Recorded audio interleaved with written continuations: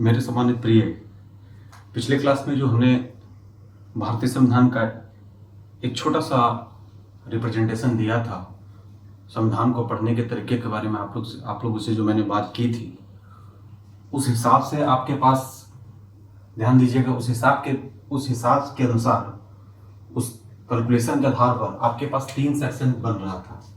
पहले संविधान का निर्माण करना है, मैन्युफैक्चर करना है।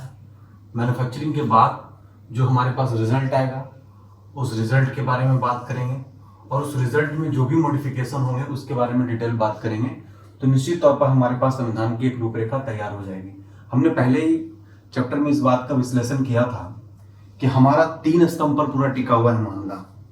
लेजिस्लेशन, विधायिका जो कानून बनाएगी, एजुकेशन जो उसको रेगुलेट करेगी, और तीसरा है जुडिशरी जो उसको संरक्षित करेगी, कंजर्व करने का काम करेगी।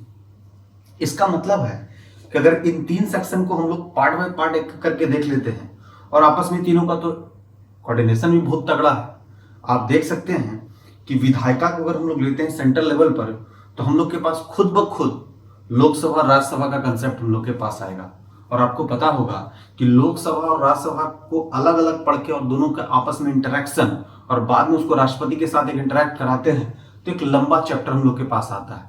लेकिन उन चीजों पर हम लोग धीरे धीरे जाएंगे, जैसे हम लोग को ये स्लिप करके आगे ले जाएगा उस पर हम बात करेंगे। हमने पिछले क्लास में आपसे बात किया था कि संविधान निर्माण के विभिन्न पहल के पहले बैकएंड में यानी बैकग्राउंड में हम लोग के पास काफी मामला था, जिन मामलों को हम लोग देख सकते हैं कि देश की आजादी का एक रूपरेखा तैयार हुआ था 1905 के बंगाल विभाजन से लेकर 1947 देश की आजादी तक। तो बेसिकली हम लोग इन चीजों पर बात कर चुके हैं और अब वो समय आ चुका है जब हम इसको अपनी गतिविधि में थोड़ा उसको आगे बढ़ाएं, थोड़ा प्रोसीड करें। जैसा क्या है कि आप लोग जितना आप लोग का जो सारे बच्चे जो व्यूअर्स हैं उनका कमेंट और उनका उस तथ्यों के प्रति जो इंटरेस्ट है, सचमुच हमारे लिए सबसे ज्यादा ऊर्जा स्रोत है। और इस स्थिति में भी चूंकि आज तो ये ब्लैक इसके चलना बंद हो गया, तो रेड से ही काम चला रहे हैं, हो सकता है आप लोगों को तकलीफ होगा, कुछ चमक भी रहा होगा बोर्ड, तो घबराने की आवश्यकता नहीं है। आप हमारे तथ्यों को सुने, तथ्यों को सुनकर के अपने माइंड में सेट करें। सवाल निश्चित तौर पर यही पूछा जाता है जिस तरीके से मैं आपको बता रहा हूं, और इसके बहुत सारे विश्लेषण में हम लोग को ध्यान नहीं देना है। बस एक जो सुपरफिशियल स्टेटस है, जो जिस पैनल का डिमांड है, आप कंपटीटिव स्टूडेंट से जितना का डिमांड है उतना तो आपको आना चाहिए। तथ्यों पर ज्यादा रस्साकसी भी बहुत कुछ हद तक बहुत निगेटिविटी ले आता है। पता चलता है कि आपका विश्लेषण तो बहुत अच्छा हो गया, लेकिन फैक्चुअल इंफॉर्मेशन में आप छोटे छोटे क्वेश्चन पे मात खा जाते हैं। तो बिल्कुल आपको ये सब करना नहीं है। आपको क्या करना है, अपने आप को बैलेंस मूड में रखना है, और जितने अच्छे तरीके से अपने बैलेंस मूड में रखिएगा उतना ज्यादा बेहतर परफॉर्मेंस कर पाएंगे। तो आज हमने कुछ किया नहीं, हमने कहा था सबसे पहले तो हम संविधान बना लेते हैं। तो आपको पता है हमने कहा था कि जब संविधान का निर्माण करेंगे तो संविधान निर्माण के क्रम में हम लोग के पास तो प्रोसेसिंग होगी, प्रक्रिया होगी। उस प्रक्रिया को अंजाम देने वाले व्यक्ति आएंगे, जो व्यक्ति का अपना अलग अलग रोल होगा, अपने अलग अलग किरदार में दिखेंगे, जिनकी जो अभिव्यक्ति होगी, जिनकी जो एक्टिविटीज होगी, उन सारे के कार्यों के बाद एक सफल आयोजन होगा। और इसके बाद हमारे पास एक मूल संविधान की रूपरेखा तैयार मिलेगी और उसको हम लोग आत्मसात करेंगे, उसे हम पढ़ेंगे। क्योंकि आपको पता है कि जिस देश की आजादी के लिए हम लोगों ने मशक्कत किया, और अगर वो देश की आजादी हमारे समक्ष आया है, तो अब हम भारतीयों का दायित्व बनता था कि हम खुद से अपना कानून बनाएं और खुद पे लागू करें। तभी तो कहा गया है कि जनता के द्वारा, जनता के लिए और जनता से है, यानी for the people, by the people end of the people का कंसेप्ट आता है डेमोक्रेसी के कंसेप्ट में। तो इस लोकतंत्र को समझने के लिए, इस डेमोक्रेसी को समझने के लिए हमें सबसे पहले क्या करना है कि सबसे पहले चीजों को बनाना है, और इस जो चीज बनेगी उसमें भारतीय जनता का पार्टिसिपेशन होगा, और वो अपने प्रतिनिधि को भेज करके वो जाकर के इसे अप्रूवल लेंगे। इस अप्रूवल के क्रम में लोगों का पार्टिसिपेशन होगा, लोग इसके प्रोसेसिंग में आएंगे। सबसे पहले टाइटल बनाएंगे, एक जिसको हम लोग बोल सकते हैं शीर्षक तैयार करेंगे कि भाई हमें ये काम करना है। जैसे आप लोग किसी सेरेमनी में जाते हैं तो हर लोगों का दायित्व अलग अलग कर दिया जाता है, और एक आदमी को कहा जाता है कि उन सारे दायित्वों पर आप क्या करो, कंट्रोल एंड कोऑर्डिनेट करो। तो उस वक्त हमारे यहाँ इंटरिम गवर्नमेंट आ चुका था, अंतरिम सरकार का गठन हो चुका था, और ये अंतरिम सरकार का काम था कि हमारे हिंदुस्तान के जो लोग हैं, जो बुद्धिजीवी वर्ग के लोग हैं, जिनके पास अपनी क्वालिटी है, जिनका एफिशिएंसी बहुत अच्छा है, उन्हें अलग अलग कार्यों के साथ अटैच किया जाए और भारतीय संविधान की रूपरेखा को तैयार किया जाए। तो आप कह सकते हैं कि मैन्युफैक्चरिंग में हम लोग को करना क्या पड़ेगा कि भारतीय इतिहास में जो फ्रीडम मूवमेंट का सेक्शन है उसके कुछ ग्लिम्स को हम लोग को सामने लाना पड़ेगा, कुछ झलक को आगे की ओर प्रोसीड करना पड़ेगा। और जब हम लोग मैन्युफैक्चर करेंगे तो जो हम लोग के पास मैन्युफैक्चरिंग के बाद जो फाइनल रिजल्ट हम लोग के पास मूल संविधान में आएगा वो हम लोग के पास 395 आर्टिकल, 22 पार्ट और 8 शेड्यूल आएगा। अब क्या है कि इसमें तो परिवर्तन आप लोग देख ही रहे, और इस 8 शेड्यूल के बाद हम लोग के पास ये बढ़ करके 4 यानी 12 तक का हम लोग का पोजीशन आएगा। यही वो मौका होगा जब हम लोग 8 से 12 के क्रम में पंचायत और जो नगर का कंसेप्ट है, जो नगर निकाय की बात है, तो लोकल बॉडीज का पूरा डिटेल हम लोग निकाल लेंगे। और यहाँ ही नहीं कि अनुसूची नंबर 1 से लेकर अगर 12 का कंप्लीट डिटेल करते हैं तो हमें बहुत सारे चैप्टर से रूबरू करा देगा, जो हमारे भारतीय संविधान का एक पार्ट होने जा रहा है। तो घबराने की आवश्यकता नहीं है, बिल्कुल साफ सुथरा तरीका है, एक सीक्वेंस वाइज लेवल है, एक के बाद एक सेगमेंट आना शुरू होगा और उस सेगमेंट को सिर्फ आपको क्या करना है, टच में रखना है। टच में रखेंगे आपका सवाल बनेगा। तो चलिए हम लोग ये देख सकते हैं कि संविधान निर्माण के विभिन्न पहल में हम लोग सबसे पहले देखते हैं क्रिस्प मिशन की बात, जो मार्च 1942 में इंट्रोड्यूस किया गया। एक्चुअली था क्या, इसमें कुछ बात छुपा हुआ नहीं था, इसमें सीधा आप एक लाइन में जोड़ सकते हैं कि क्रिस्प मिशन में इसने सेकेंड वर्ल्ड वॉर में अपने फेवर में करने के लिए अपना एक पासा फेंका, बस ऐसे ही समझो। ज्यादा लंबा चौड़ा बात करना नहीं कि उत्तरदायी शासन की व्यवस्था करने की बात थी, इस उत्तरदायी शासन की व्यवस्था को लोग समझ चुके थे, ऐसा बहुत सारे बातें आएंगे, लेकिन आपको सब सीधा समझना है कि अंग्रेजों के द्वारा एक पासा फेंका गया कि ताकि सेकेंड वर्ल्ड वॉर में हमारे साथ भारतीय हो जाए। लेकिन चूंकि हम लोग तो इन चीजों को बहुत बहुत बेहतर तरीके से समझ चुके थे, और जब से हमारे यहाँ क्रांति 1905 के बाद से जो है, तो यहाँ की जो भी आंदोलनकारी थे उनके दिमाग में तो ये कंसेंसस आ चुका था कि हमें अपनी तैयारी कैसे करनी है। तो क्रिस्प मिशन का बिल्कुल एक सिरे से नकार दिया गया, इसे पीडीसी की संज्ञा दी गई, पोस्ट डेटेड चेक की संज्ञा, और जवाहरलाल नेहरू तो यह तक कह दिया कि वो ऐसा पोस्ट डेटेड चेक है जिसका अब तो बैंक ही नष्ट होने वाला है, ना बैंक रहेगा ना तो ये पोस्ट डेटेड चेक कोई काम आने वाला है।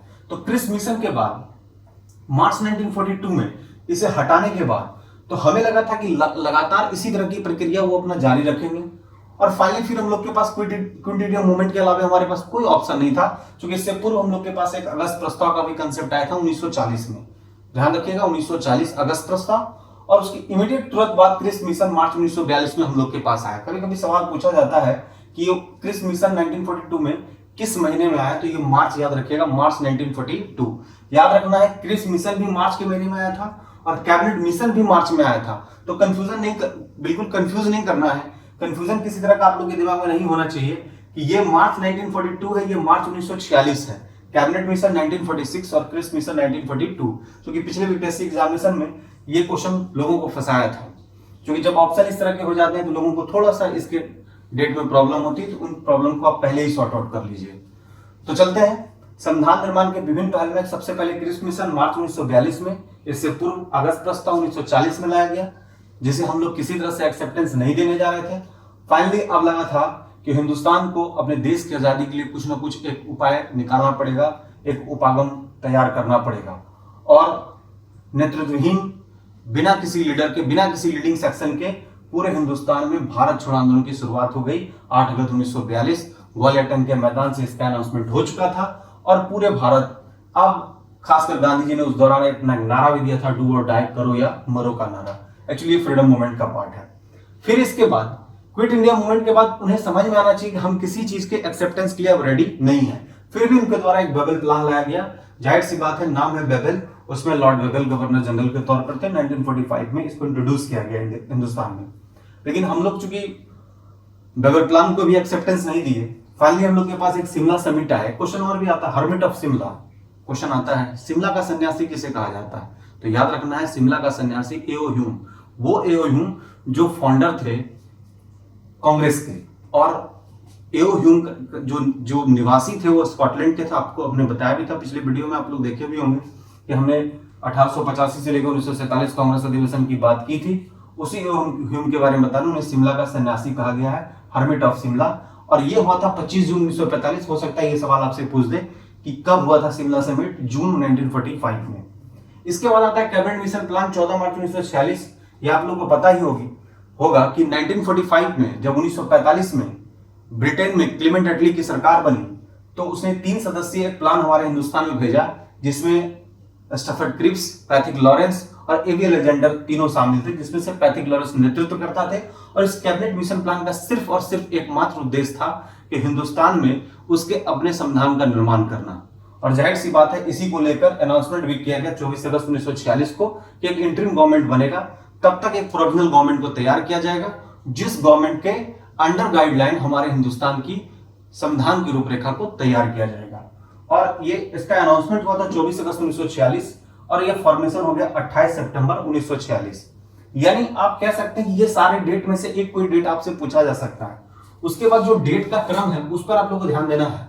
एक डेट है, ध्यान दीजिएगा, 9 दिसंबर, बहुत इंपॉर्टेंट है, 1946। इसके 2 दिन बाद आई है 11 दिसंबर 1946 और फिर 2 दिन बाद आई है 13 दिसंबर 1946। देखिए डेट याद करने में कोई प्रॉब्लम नहीं, अगर एक याद हो जाता है तो काम हो जाएगा। 9 2 11 2 13, 9 दिसंबर 1946, 11 दिसंबर 1946, 13 दिसंबर 1946। सबसे पहले संविधान सभा की अस्थायी अध्यक्षता की गई और यह किया गया डॉक्टर सच्चिदानंद सिन्हा के द्वारा 9 दिसंबर 1946 को।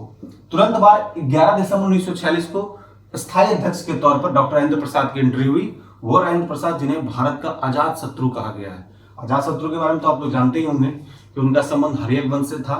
उन्होंने 2 ऐसे विपन्स का यूज किया था, काफी इंपॉर्टेंट प्राचीन भारतीय इतिहास में रहा था, ब्रथ मूसल और महाशिला कंटक। और वो अजात शत्रु जो अजात शत्रु का संबंध हर्यक वंश और मगध साम्राज्य का सबसे पुराना वंश भी माना जाता है, जिसके संस्थापक थे बिंबिसार। खैर वो प्राचीन भारतीय इतिहास की बात है। चूंकि राजेंद्र प्रसाद का नाम आया तो इन चीजों का विश्लेषण करना आवश्यक हो गया था। इसके अलावा जब हमारे यहाँ डिफरेंट टाइप का कमेटी की तैयारी होगी तो उसमें भी राजेंद्र प्रसाद के पास विभिन्न समितियों का प्रभार था। तो हम लोग कह सकते हैं कि सारे कमेटियों का जो रिस्पॉन्सिबिलिटी था उनमें से सर्वाधिक रिस्पॉन्सिबिलिटी डॉक्टर जवाहरलाल नेहरू और डॉक्टर राजेंद्र प्रसाद के पास था। जैसे कि हम लोग बोल सकते हैं संघ शक्ति समिति, संघ संचालन समिति, ये दोनों जवाहरलाल नेहरू के पास, नियम समिति ये डॉक्टर राजेंद्र प्रसाद के पास, और झंडा समिति के भी अध्यक्ष डॉक्टर राजेंद्र प्रसाद थे। देखिए झंडा समिति को लेकर कुछ ना कुछ थोड़ा सा कंफ्यूजन है। पिछले बहुत दिनों से लोग झंडा समिति जेबी कृपलानी को मानते हैं, लेकिन एनसीईआरटी ने इसको फाइनलाइज कर दिया है कि झंडा समिति के अध्यक्ष के तौर पर माना जाएगा डॉक्टर राजेंद्र प्रसाद को। तो चलिए हम लोग संचालन और नियम समिति की बात करेंगे बाद में, पहले इन चीजों को देख लेते हैं। तो अब यहां पर है कि 9 दिसंबर 1946 को सबसे पहले अस्थायी अध्यक्षता के तौर पर डॉक्टर सच्चिदानंद सिन्हा, 11 दिसंबर 1946 को 2 दिन के बाद यानी अस्थायी अध्यक्ष के तौर पर डॉक्टर राजेंद्र प्रसाद, और 13 दिसंबर 1946 को यह पूरी तरह से पेशकश कर दी गई जवाहरलाल नेहरू के द्वारा, यानी उद्देश्य पारित कर दिया गया कि हम संविधान के निर्माण की पहल कर रहे हैं। तो आपके पास अगर हम लोग यहां से चलते हैं तो सबसे पहले 1940 का अगस्त प्रस्ताव, ध्यान दीजिएगा, मार्च 1942 में क्रिप्स मिशन, इसके बाद क्रिप्स मिशन के बाद क्विट इंडिया मूवमेंट 8 अगस्त 1942, बेवेल प्लान 1945, शिमला समिट 25 जून 1945, कैबिनेट मिशन प्लान 14 मार्च 1946, और इसके बाद announcement of the interim government 24 अगस्त 1946, और फॉर्मेशन इसका हो गया, इसका फॉर्मेशन जो है वो 2 सितंबर 1946 को हो गया था अंतरिम सरकार के तौर पर, जिसके पहले उपाध्यक्ष के तौर पर जवाहरलाल नेहरू को नियुक्त किया गया था। उस अंतरिम सरकार में बहुत सारे पोस्ट आए, एक एक करके हम लोग आगे बढ़ेंगे। अभी तो हम लोग इसका एक रूपरेखा तैयार कर रहे हैं। अब रही बात क्रिप्स मिशन का, तो क्या इसका कंसेप्ट था?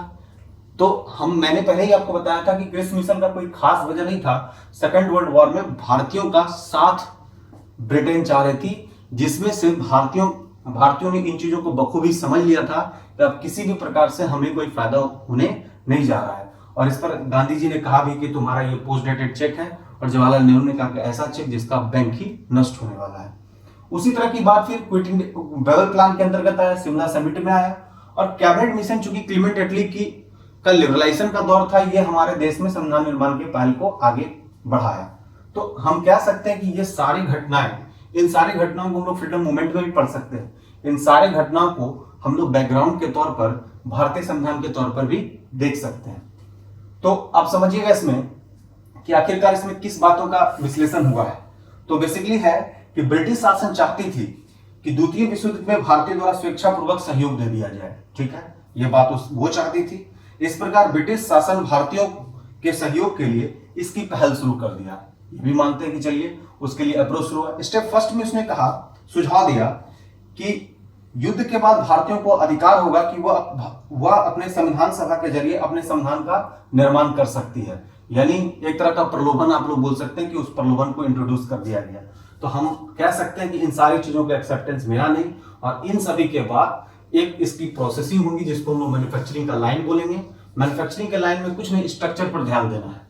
तो हम चाहते हैं कि तीसरे में मैन्युफैक्चर करा दें और वहां तक पहले पहुंचा दें। तो तीसरे के लिए आप लोग थोड़ा रेडी रहिएगा। इसका पूरा स्ट्रक्चर में इस डेट को आपको भूलना नहीं है, क्योंकि अभी छोटे छोटे अभी जो बच्चे हैं वो ज्यादा टाइम अभी दे नहीं पा रहे हैं। तो उन्हें लग रहा है कि छोटे छोटे स्लॉट में अगर उनको क्लियर कराते जाए तो उनके पास एक अच्छी व्यवस्था हो जाएगी। एक दो बार देखेंगे तो कंप्लीट आपको ये बोर्ड पे ही तैयार हो जाएगा। जय हिंद, जय भारत।